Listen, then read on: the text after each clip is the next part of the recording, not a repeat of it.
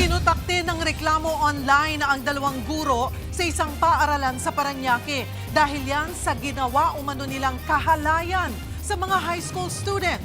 Kaya naman ang mga estudyante at alumni ng mismong paaralan nagprotesta para panagutin ang mga sangkot na guro.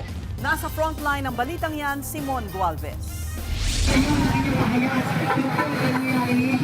Lunes na Lunes, kinalampag ng ilang estudyante, alumni at mga miyembro ng Kabataan Party List Municipal ang Parañaque National High School o PNHS Main kaugnay sa mga reklamong sexual harassment o pang-aabuso umano ng ilang guro roon sa kanilang mga estudyante. Sana po, magpanagutan ng totoo.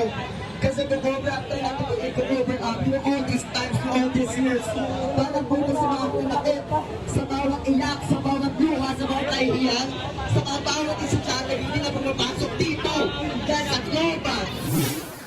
Bantay sarado naman ng mga pulis ang protesta. Nitong weekend sa isang Facebook group na may mahigit 23,000 members, umulan ng reklamo, screenshots at mahalay na videos ng ilan daw guro kasama ang ilang estudyante. Dalawang guro ang pinuputakti ng reklamo sa naturang FB page.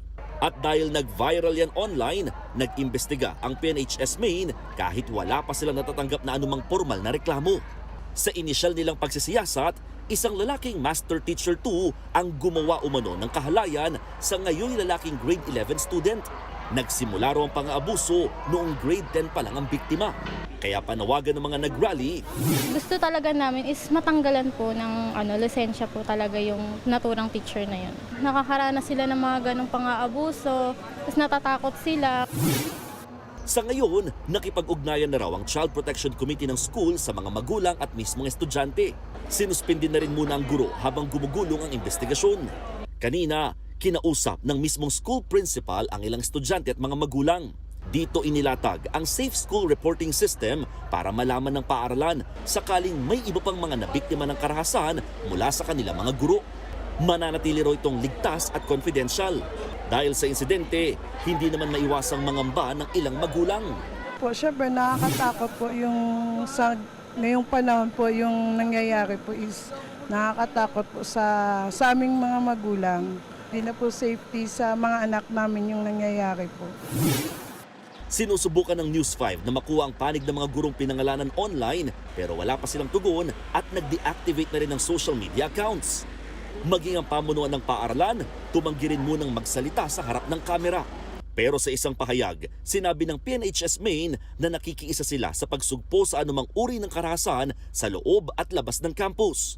Nananatili rin doon nilang prioridad ang kaligtasan at kapakanan ng mga mag-aaral. Siniguro rin ng paaralan na mananagot ang sino ang mapatunayang lumabag sa umiiral na batas at polisiya ng DepEd.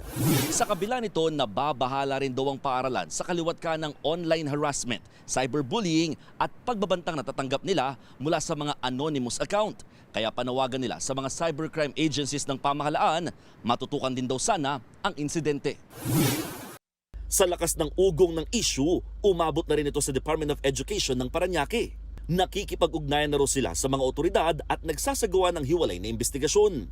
Hinihikayat naman ng DepEd Parañaque na i-report sa kanila ang sino mang may impormasyon sa naturang issue at isend po yan sa mga email address sa inyong screen. Paniniguro ng ahensya, ituturing na confidential ang lahat ng impormasyong inyong ibibigay. Nagbabalita mula sa Frontline, Mon Gualvez, News 5. Mga kapatid, Cheryl Cosing po.